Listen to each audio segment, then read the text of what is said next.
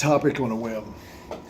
On a whim as meaning realize it's 2 days since I made a video. I'm going to try to make a video at least every day, or at least every other day, or at least that's kind of a rule, kind of a rough guideline to go by. So, and it's a learning thing. It's an introspection thing. But also, it's not just that. It's also to help others. Because at this point, I do know that this consistency thing, when you do something consistently day by day, little by little, every single day, trying to be just a little smidge better every single day, like 1% better every day. Like a theme I started doing a little over 2 years ago, and pretty much everything I do, this is the principle. 1% better every single day. And that's it. That's the standard. Well, at first looking at it, you think 1% better every day. Why even try? That makes absolutely no sense whatsoever. But it does. If you look at it in this frame of mind, today's 1% and yesterday's 1% are actually different. And the way it's different is yesterday's 1% was this size, and today's 1% has that plus this 1%, so it's just a smidge bigger. And then tomorrow's 1%, it'll have those 3 days of that 1%, which is actually 3%, plus that being bigger by 3 days.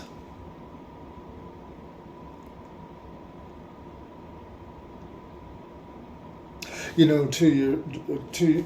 and a half, 3 years ago, something like that, somebody on YouTube had said something. One of my most favorite people I like to listen to. They were talking about this pond and lily pads. How in the springtime these lily pads cover the pond, and how it starts out with just one or two little lily pads. Those little leaf things that grow on the water, that float in the water.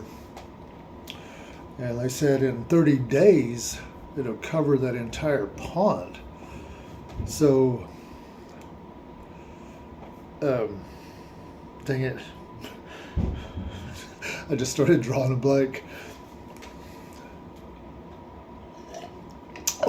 So at day 29, how much of that pond do you think's covered? Most of it, to where there's just a little bit left? No. At day 29, the pond is halfway covered.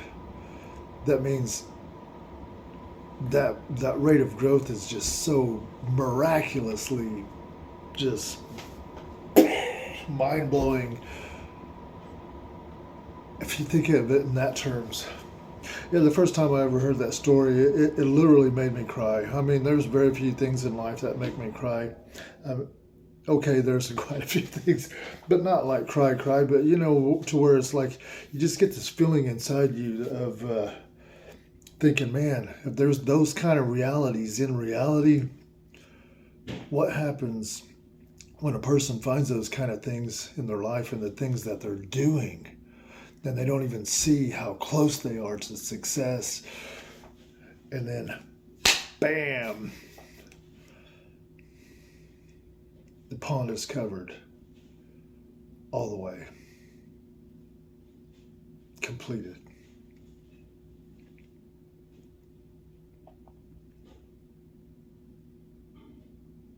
Anyways, most things in life aren't ponds nor lily pads. So, I mean, but you got to admit, it's a cool concept, right? A cool concept of nature and the 1%. better every day thing, that's a cool concept too. And I do know that if you work on something every day, 1% better every day,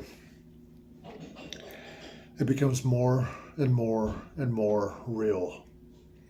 It becomes more like say if a person was doing some kind of research on their own psyche, on their own minds, and their own science of their own beliefs, and their mind wouldn't let them do any kind of dreams that they really wanted to do, so they started making up what if and hypothetical dreams and dreaming on paper and constantly fleshing those dreams out and working on those every day, conscious of it every day, aware of it every day. And then you get 1 year into it, 1.5 years, 2 years into it, 3 years into it, and then all of a sudden you come to this weird place where it's like the whole time you were holding two little pieces of the puzzle that you were hanging on to, and then all of a sudden in just a few days it's like the whole puzzle just like bam, bam, bam, bam, bam, bam, fills itself out and practically fills out the whole thing in just a few days. And you're thinking, how did I not see that was possible to begin with right off the damn get-go? Like, how come I didn't see that like in the first week? Well, it's our eyes, our perception, our psychological eyes. It's always there. It's almost like it's magic, I think. It's like it's magic.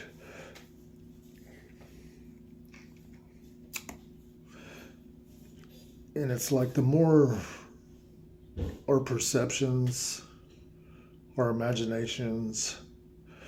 See, our perceptions, our imaginations are governed by our subconscious criterias, our subconscious beliefs. And according to those things, it will govern what we can and can't see. Especially when it comes to daydreaming and dreaming just ridiculously unrealistic, unattainable dreams. But it's okay. Get the pen and paper and dream them anyway. Start dreaming them out as if they're going to be real. Start dreaming them out. Start putting little bitty ideas to it of why and how and why and why.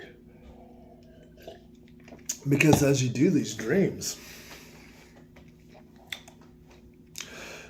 next thing you know, you start coming up on this really scary place that these hypothetical dreams you've been doing, these exercises to expand your own mind and your own consciousness, to create your own beliefs of what you can and can't have and stuff like that. You come to this shocking realization that the whole time you've been building those beliefs, that the whole time you have been building something that's real. It's not hypothetical. They're real deals. That's trippy. Real trippy. Scary. Scary real.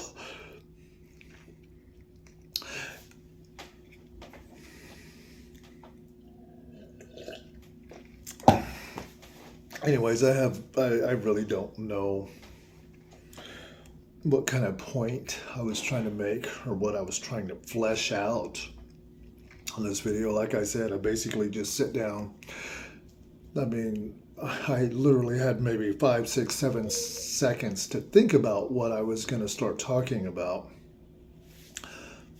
And this is what comes out. And it sounds like my grandbaby's knocking on the door. Hang on. Baby Boo, is that you? What are you doing? Yes, it's Baby Boo knocking on the door. Baby Boo, we're making a video right now, so as long as you're not acting a fool, you can hang out in here. This is Baby Boo. drinking a tippy cup of water. Just got out of the shower apparently, so it's almost bedtime. Yeah, say hi. Say hi, YouTube land. See, there's you. Yeah. Yeah. Pretty cool, huh? Okay, on the count of 3, we're gonna jump down. Ready? Okay, you're not gonna jump down. On the count of 3, you're gonna jump down and you're gonna go play. Okay, 1, 2. On the count of 3, we're gonna jump down. 1, 2, 3. Jump down. Yay, you did it. Yeah, that's the timer. Let's not mess with Grandpa's timer. I know. Didn't I just ask you not to be pushing any buttons on the timer, little buddy?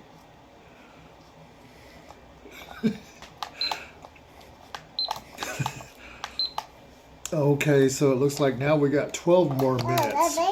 Yeah, here, let's go ahead and start it over. Good thing we got the time on the phone there. Yeah. Oh, you want to make a trade, huh? Timer for this bottle of water. I mean, tippy cup.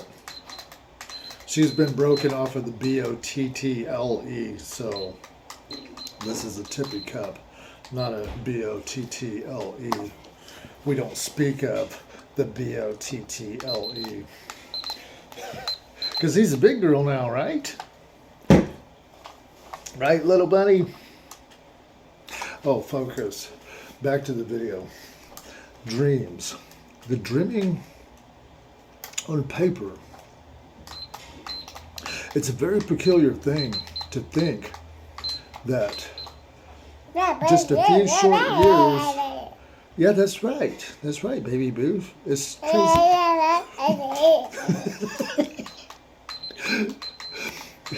She's at the phase where she's pretending to talk. Her version of talking. Yeah, basically imitating all of us. But anyways, it's such a peculiar thing to think that one day you picked up a pen and paper and you wrote out a crazy dream, wrote out some real simple desired results, real simple, but yet ridiculous and unattainable and definitely unrealistic and totally unrealistic from your point of view and life and status. And then as you add to it and you look at it and you just ponder it and just think about it and just go a couple of years, and next thing you know, the stuff just becomes,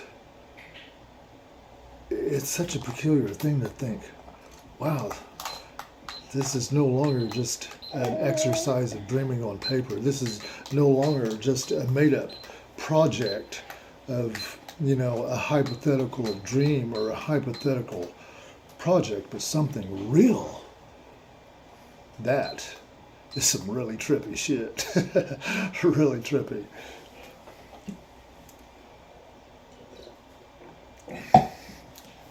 And I guess if I was going to make a point, the point is it's free to dream. It's free to daydream. It hurts absolutely nothing. If anything that it does hurt, it breaks your mold and opens your mind and takes you to a place to where you actually start believing the ridiculousness of an unrealistic, unattainable goal. You start thinking, maybe it's possible. And you start seeing enough reasons of why it might be possible. And you start seeing enough reason of why it is possible. That is trippy. But you know what? A person would never see these things unless they do them consistently. Consistency. Not perfection, but consistently. So can I sit here and say everything that I do is every day, every day, every day, every day? No.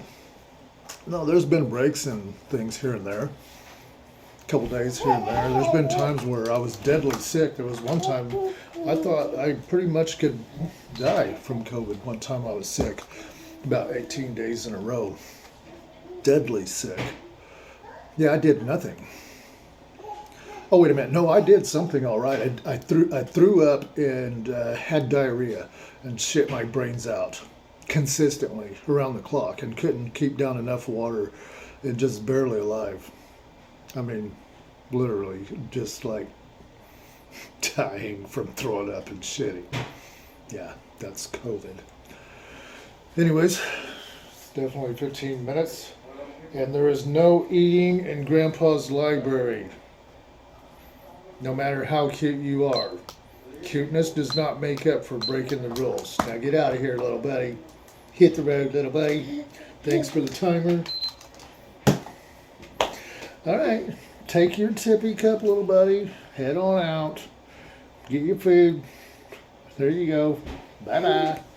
Talk to you later, little buddy. Alright. Anyway, so the call to action is ask yourself honestly, have you ever dreamed enough? Have you dreamed enough about anything? I mean, because let's face it, dreams are free. It costs nothing to get a pen and a pad, hardly. What, $5? $7? And that's if you buy the good pens and the good pen and pad.